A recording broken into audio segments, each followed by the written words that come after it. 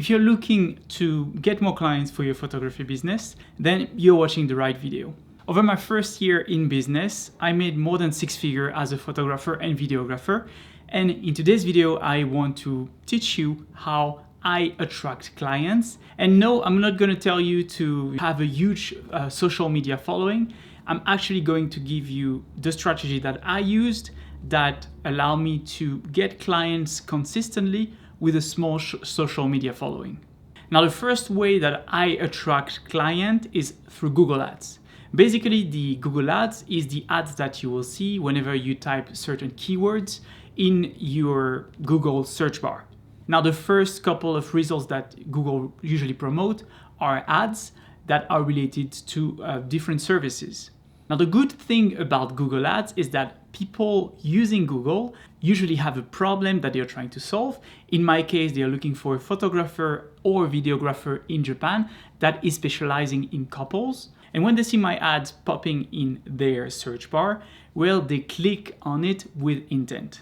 So instead of relying on people to find you on social media when they actually need it, meaning that they need to see you on their feed and they need to have the need for your service, well, you directly pop on Google and you're able to market to people who actually need your service at the moment that they need it. Now, the way that I run my Google Ads is pretty simple. I will run ads in specific countries, typically the countries where most of my clients come from. Those are the main countries that I service in my business. And I will target specific keywords, example, photographer in Japan, couple photographer in Japan, etc. This totally depends on your industry and on the type of people that you want to service. And based on that, I will get inquiries directly to my website. Now, whenever an inquiry comes, I will direct my clients to a landing page. And this landing page is optimized so that I get inquiries, meaning that it is clear, it is simple, and it has a straight call to action for a client to inquire for my services. Now, while I'm telling you that people who book on Google Ads usually have high intent, meaning that they are looking to book, most of them don't book from the first time, right? They actually need more information. They actually need to get to know you more, which is when retargeting comes into place.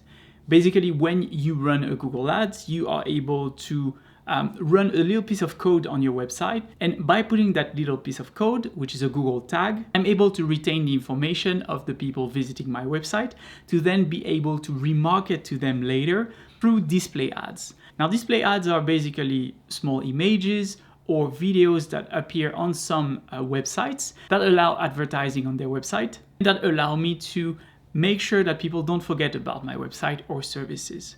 And that way, it might not be at the first time that they look for me, maybe at the second time, or at the third time where they will see that particular ad displayed on their browser, that it will think, okay, I actually went to that website and I thought about booking, but I kind of forgot.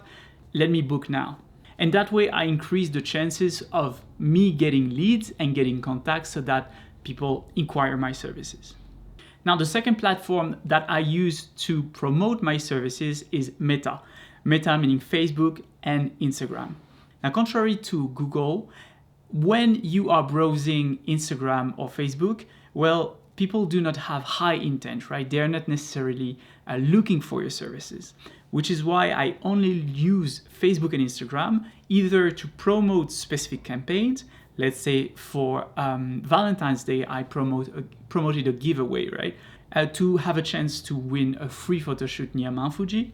But I would also use Meta to retarget as well the people who already visited my website through the Google Ads.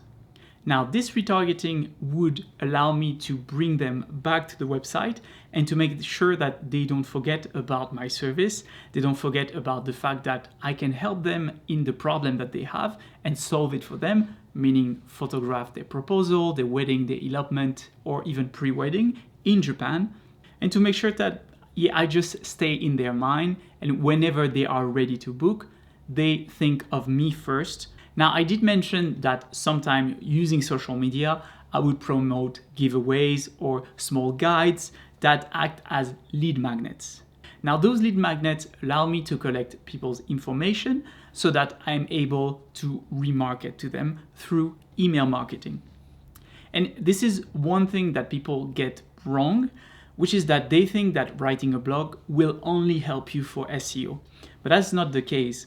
Writing blogs or giving useful information to your clients will help you nurture the leads, meaning that you will provide them with useful information again and again about, in my case, for example, about Japan, about things that they should think about when they are going to propose or elope, some locations that would be great for them to take pictures at. And by giving them this kind of information, they are more and more inclined to book with me because I already provided them with value.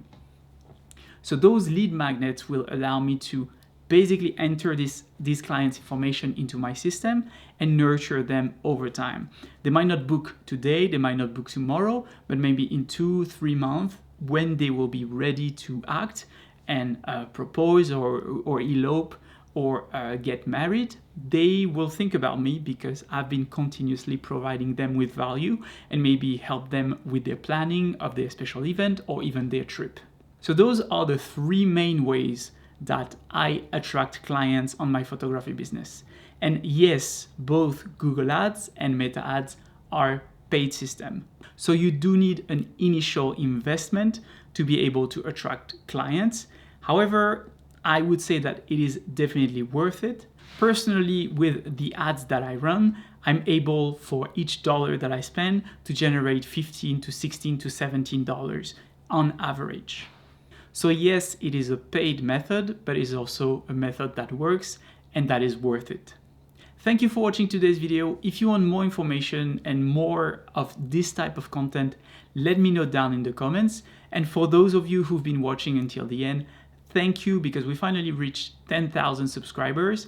I know I've been a bit absent lately because it's been a busy month with a lot of things happening for me in terms of work and personal as well. But thank you for always watching those videos. It means a lot to me. And I will see you in the next one.